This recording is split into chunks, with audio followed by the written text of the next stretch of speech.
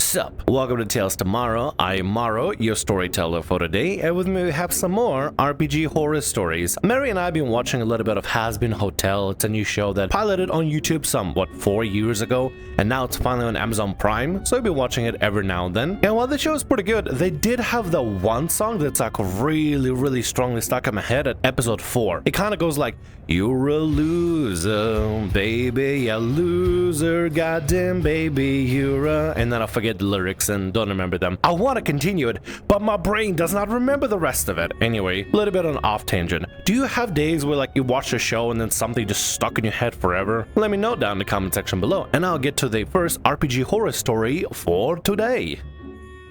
The DM had his girlfriend join the game, and now DM and his girlfriend are breaking up.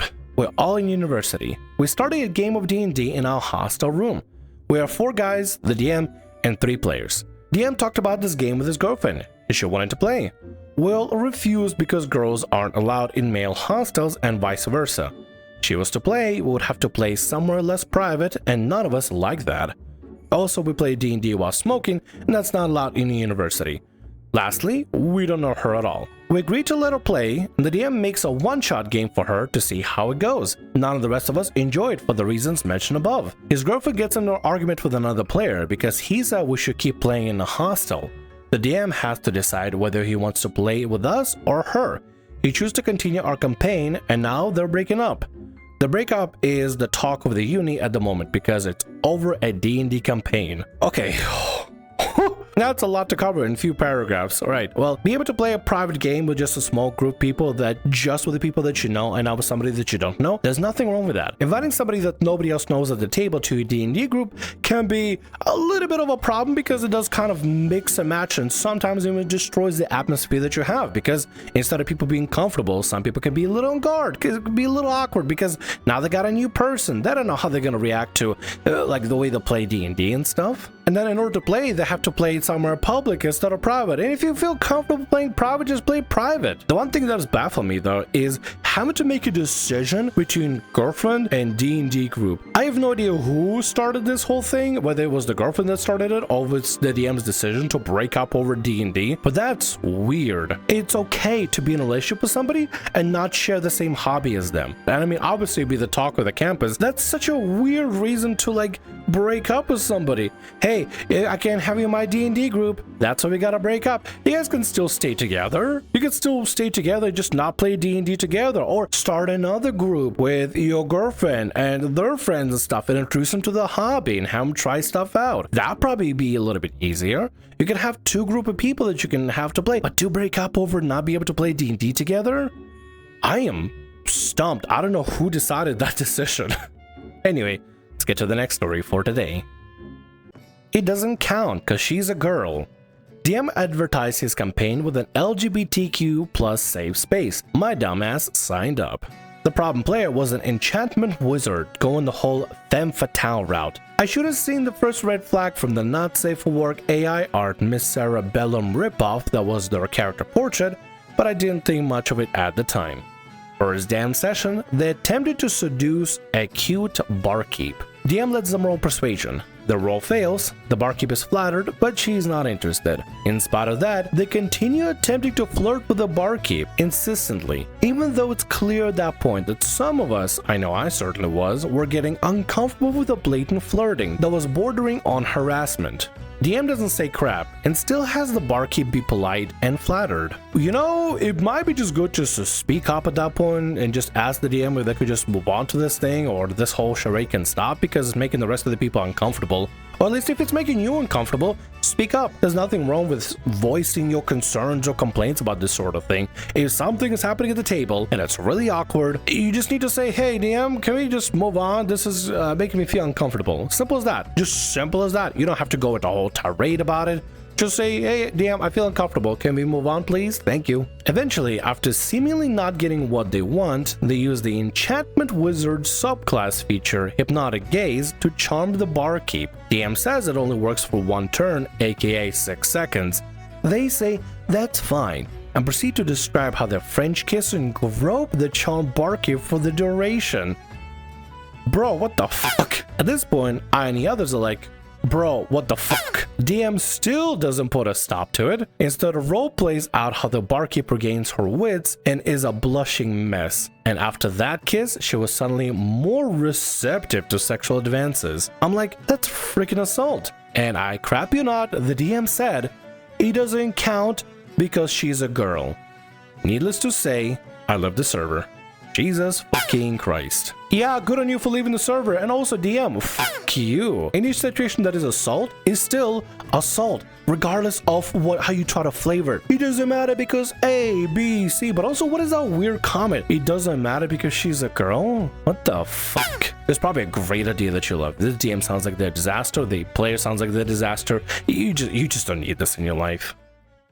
I lost my will to continue in this campaign. Should I quit or should I try to stay? This is the correct sub for the posted stories, so here you go. Content warning, fictional violence against children. Why is it the children all the time? This post is long, but I didn't find the long tag. RPGHorrorStories D&D 5e. First, some context.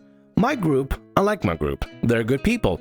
But I lost my will to continue the campaign after the last session. I don't know if they use Reddit and if they read or listen to RPG horror stories, but at this point I'm 90% sure that I'm quitting. I just need a neutral point of view to confirm. I will call them Bard, Warrior, not Fighter because he is a homebrew samurai class, Ranger, Cleric, and DM. If your character is named or if you know this name, stop reading. Or not, I'm not caring much at this point. Oh, you know this OP is like just lost all will to continue because they're just straight up naming people's characters. Typically, people just use their like anonymous names like class name or they come up with random names to kind of keep it anonymous because they want to share with other random strangers online and get their point of view on like what's going on in the story or get their opinion. But this dude is just completely lost all will and care at this moment, just straight up dropping names. I may just want to just in case like muffle the names or blur them just in case. I don't know. I mean, if the OP is perfectly fine with putting them out on blast, then I mean maybe I don't know. That's okay to is that okay to do? I don't know. The campaign. When I applied to the campaign, the DM said the campaign is a sandbox in the world that he created for his book. The world is great,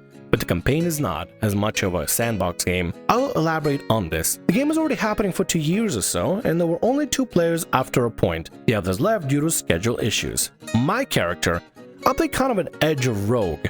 Not an edgelord, just an edge character, just like any other of his kind, but it was planned to make him change over time. His backstory is important, so here are the important chunks of it. He is multi-class of rogue and sorcerer, misfortunist and the haunted from Grim Hollow, and his race is reborn. He's kind of a Vistani, not a Vistani, but I forgot the name of the race.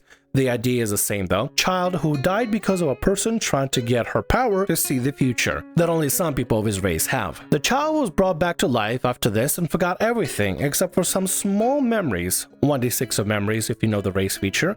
He then was raised by an orc to become a mercenary. They were attacked and they got separated. After a time, like a year or so, my character met the party. I like my character's backstory, and it is the only reason that I keep playing with this character that is very weak in comparison to the rest of the party. I'm annoyed by the lack of options that I have with this character at level 7. By the way, I've been playing with this for more than a year and only went from 6 to 7. My DM is an old school style and I don't mind. It was my choice to play this character and didn't mind because of his story that I was hopeful to explore with the party. Also, I'm adding this as I remember to add this while I write the story, bear with me. My character has a ghost companion that is his past self. He doesn't know it yet, but he's suspicious of. The fact that you went from level 6 to level 7 in like just over a year, good lord. I mean, I get milestones and everything. I completely vibe with milestone progression, but that is a long time. What's up with the DM? Why are they just leveling guys up like normal? At least, you know, after 2 to 3 adventures. I mean, typically on milestone, right? You want to be able to have your character still continue growing and stuff, just not needed to track XP and just going from story arc to story arc, from story arc to story arc kind of thing. And as people go through it, they level up and everything. But this, over a year being stuck between level 6 and 7, that's quite a bit. And now to the story of the last session. About 2 or 3 sessions before this session, a patron that we made a deal with told me that my character's master was in a city that we probably would go to after we went to a tower search for info. I was happy for that after a year or 2. After we left the tower, we went to the city to look for the important object. I forgot the term used for this kind of object in TTRPGs, and I'd be glad if anyone could tell me or remember the term. A MacGuffin. And my master, On the road, we found a mother and daughter from this Vistani-like race. The little girl had the eye power to see the future and to see my little ghost companion. We were suspicious at first because it could be an ambush. I tried to search for people around and asked to roll to search as we were approaching the woman, but my DM didn't believe in rolling when there was no reason or when it's not a dramatic moment. So he said that there was no ambush and I didn't roll. This happened many times.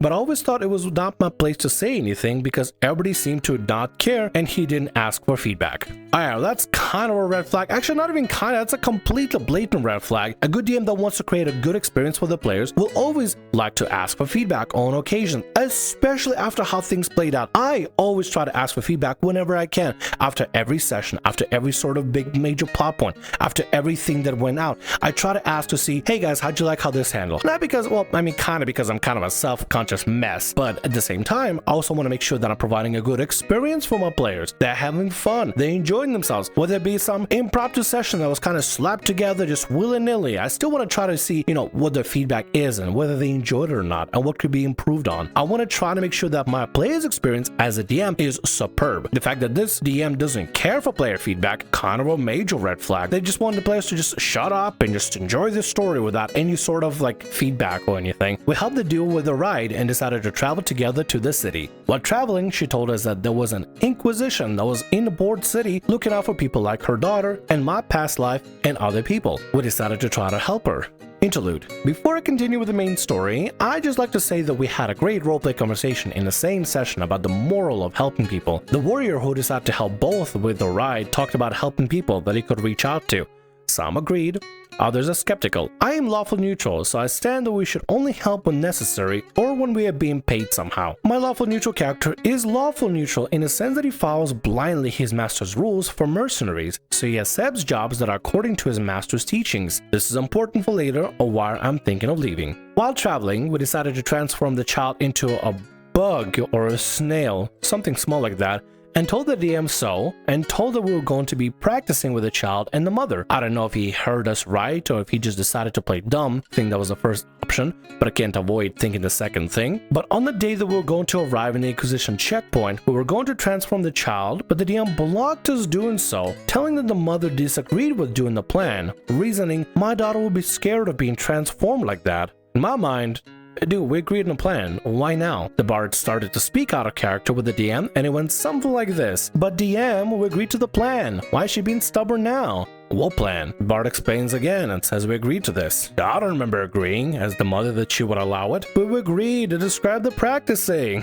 Yeah, sounds like the DM is kind of flip-flopping, or they didn't pay attention to, or they're just changing their mind for dramatic reason. You know what this sounds like? It sounds like the DM wrote like a story or book, and just imagining how it should play out, and therefore railroading you guys into this sort of scenarios. They'll want you to get caught at the checkpoint. They'll want this to happen, so they're not letting you kind of have a player agency and be able to contribute to the story, or contribute to what your characters would do. They want this plot point to happen, so therefore you can't transform the child to a snail to hide them. You simply can't. You must be stuck to the DM's railroad. Resuming, after we decided to drop this and try to convince the mother, we started to discuss in character with the mother to allow us to do the plan. She did not agree, even though we were making good points why she should hear us out. I asked the DM to allow my rogue that used charisma or the bard to roll a check to convince the mother to allow us to execute the plan, but he dismissed my request.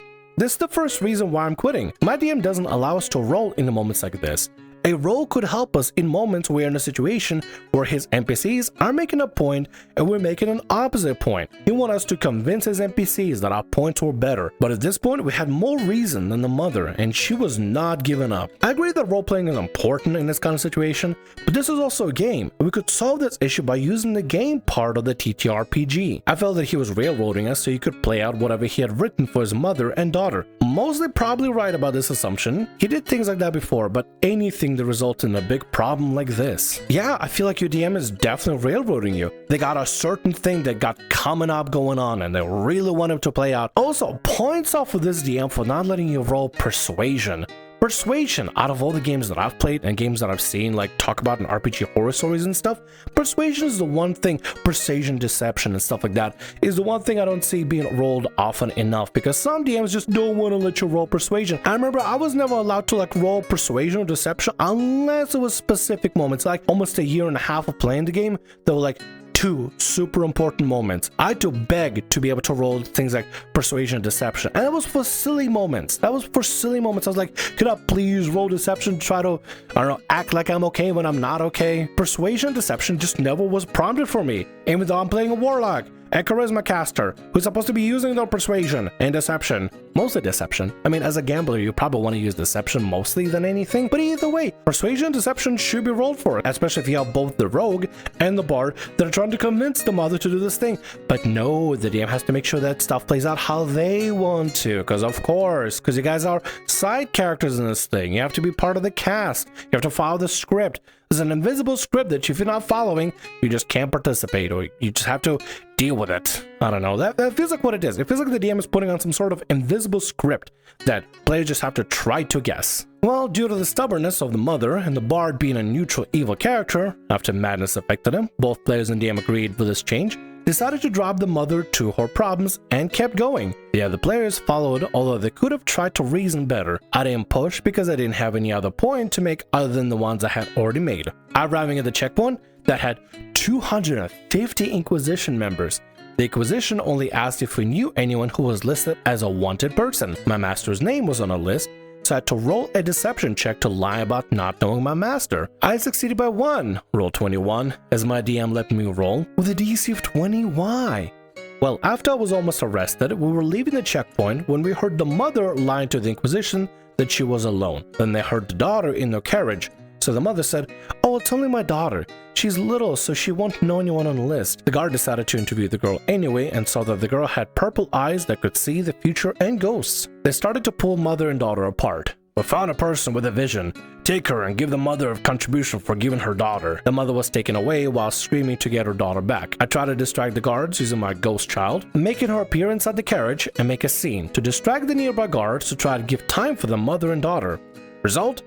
DM said they shot my ghost child and that it was useless to try something like that. Wow, your DM sounds like a bundle of joy to be around. Wow, it's useless to try something like that. Don't you love it when your DM just says, "Hey, it's useless to try this thing. You want to be creative? You want to try to do something fun? You want to try doing something zany with your character? It's useless, player. It's useless to try something like that. You're useless, player." Man, it just sucks, dude. Holy shit.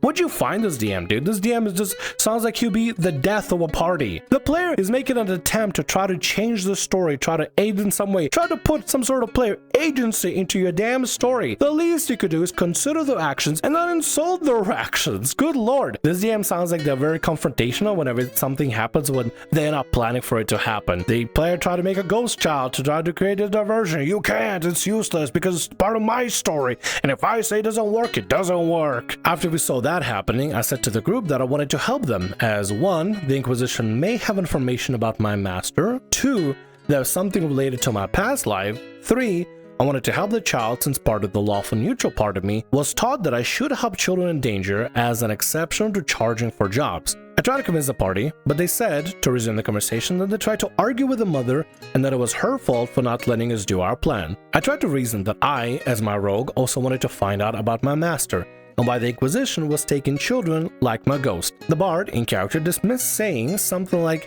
"I know how it is getting obsessed over something, but we need to do something else." And out of character, I really would like to investigate the Inquisition, but it was the result of the mother's choice? Everyone else agreed and wanted to move on. I asked the warrior, but he said he tried, and this was the result of the mother's choice, and he couldn't do anything about 250 soldiers. I suggested we could use invisibility magic, or I could try to sneak past them, but both warrior and cleric dismissed those ideas because there were too many guards to face in combat. I was not suggesting combat. If I felt like combat was the only thing we could do, it was not. I felt that one of my important skills, sneaking, was being dismissed, and that I was useless in the only thing I could have done since I didn't do much damage in combat. Out of character observation. In my backstory, my former life was tortured and killed by an organization, maybe the Inquisition, due to the eye power, even though I was a child. I know that it could happen with a child, and I also wanted to help her due to knowing out of character her possible destiny. Not proud of writing torture against children is just suited to Grimdark campaign. I don't want to keep the discussion going, so I obliged and decided to go against my will. After the mother showed up in the tavern in the city and started to ask for help, they decided to ignore her and my character's plot. I didn't have the energy to argue about it, so I ignored her. Bye bye plot hook. I finished the session after this, and I got a bad taste in my mouth since. It was last Friday, and I was thinking if I should post this because although they are nice people, they made me lose my will to keep playing with them. I think I lost the main reason why I was playing my character. Even if my DM comes up with a reason why we should investigate this castle, I can't think of a reason that wouldn't be railroading us to do so. And I think that's the biggest thing, that the DM doesn't care about player agency and focuses more on railroading you guys in a specific direction, keeping you on track with their story. There's some railroading that's obviously gonna happen, but not to this extent. Imagine just being told, it's pointless to do this, it's useless to do this, why would you want to roll it? There's no reason to. There's no dramatic flair here, so don't roll any dice, idiot. Either way, your DM's approach to this sort of thing, I'm just not a fan of it, dude. I'm just not a fan of it. I think that the reason why this all happened is due to my DM railroading us to play out what he has written. Bingo! I got upset that my non-combat ideas were being turned away by the DPS duo. This is not the first time that I thought of leaving due to railroading and being tired of playing a weak character. Only kept it due to the main plot and my subplot that was spoiled. I'm very depressed due to a lot of things going on in my life, and this only made my depression increase. I like them. This is possibly a point of no return. So my dearest Reddit reader who made the effort to read my rant and vent, what do you think about this? Should I quit? Should I try talking with them? Am I the a-hole for some reason? I just need a different point of view.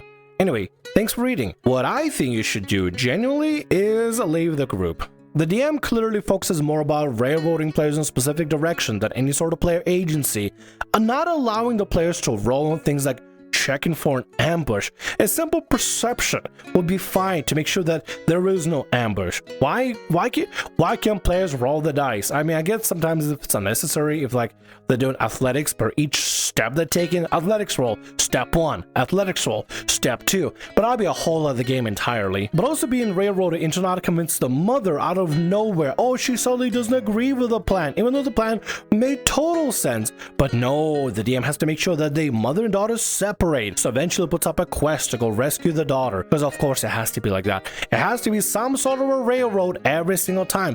Railroads can be fine as a guideline if you're trying to push players in a specific direction and seeing what they want to do, not if you put a hard stop to any other outside creative ideas that they want to do. I don't think it's any wrong with players to try to use magic to try to hide the child as a snail or something or whatever in order to just get them out of the way and just get him into the place, the city, whatever, and just make sure that the child doesn't get captured. There's nothing wrong with that. I think that's a great idea. The fact that the DM was so stubborn about it and not letting players move even an inch, not even let them roll persuasion to try to persuade the woman, that's absurd. Either way, I don't think this group is going to be good for you. It seems like the whole situation, the whole environment is toxic, and other players are just tagging along because they're already kind of used to the railroad at this point, so they're just rolling with it. It's not gonna be good for you to stick around with this group. I say just bow out. Your time is better spent doing literally anything else in the world except being stuck in this railroad where your player feels like they can't even do anything. Honestly, your time might be spent finding other groups out there that you can actually play with that will actually let you do things instead of this. Edit 1. Context. Regarding the sandbox X railroad nature of the game. The player that was one of the two that are in game since the beginning told the group that the game was more sandbox in the beginning, before they engaged in the main plot. But now it's more linear. The only problem for me regarding this is that the DM announced the game as a sandbox at the moment that it is already a linear game. Edit 2. I just sent my DM leaving message. I'm going to focus on something else. Thanks for those that gave me the point of view regarding the situation. Hope you'll have a good session this week. And I'm wishing you nothing but the best, OP. You enjoy your free time doing whatever it is you decide to do, whether look for a new group, hanging out, doing nothing, whatever it is. You finally have your time and your patience and your mental health to focus on and do whatever you want to do. And now that you're free, you can do whatever you want and not be stuck at some railroad, which I think is a good thing. So happy for you, OP. And with that, that's going to be all our stories for today. I want to thank you very much for watching, and thanks so much for being here. If you like what I do, consider subscribing to the channel and leaving a like. Also, if the RPG Horror Stories ever goes down, or if you want to submit your own personalized horror story, email is down in the description below. I'll see you again in more Tales Tomorrow. Bye-bye.